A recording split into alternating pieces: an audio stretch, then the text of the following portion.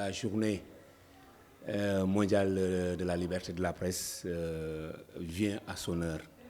Il vient à son heure puisque nous célébrons la 31e édition. Et cette année est une année spécifique puisque le thème choisi est d'actualité.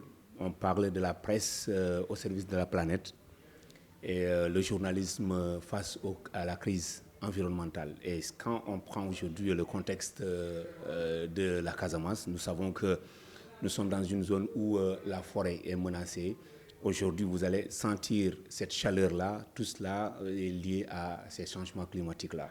Donc aujourd'hui, est-ce que la presse a cette liberté de pouvoir traiter des questions environnementales? Je pense que c'est non, puisqu'il y a des goulots qui étranglent cette presse-là. Aujourd'hui, on ne nous laisse pas le temps de pouvoir au moins faire notre travail correctement.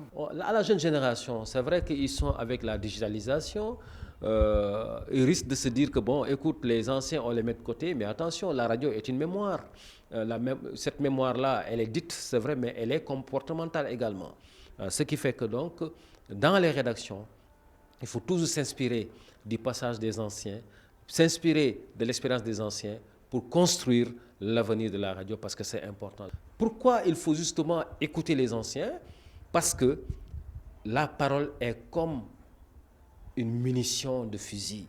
Quand ça sort, c'est impossible de la rattraper.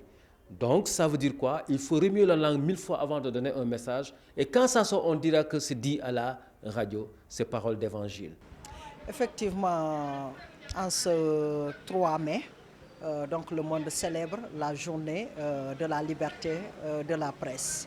Et qui parle de presse, on a tendance à faire allusion aux révolutions, aux changements dans les pays. Donc tout pays qui aspire au développement aujourd'hui est passé par cette liberté de la presse. Ce régime-là à cheminer ensemble, à galérer ensemble avec la presse. Donc aujourd'hui, leur devoir envers la presse, c'est de jeter un regard critique, de faire la part des choses. Oui, d'abord je voudrais souhaiter une très bonne fête à tous les confrères journalistes et dire que c'est un moment extrêmement important dans la vie de la corporation parce que ça va permettre à tout un chacun avec son patron et les différentes organisations de presse d'échanger sur les difficultés que vivent les journalistes en général, techniciens et autres membres des médias.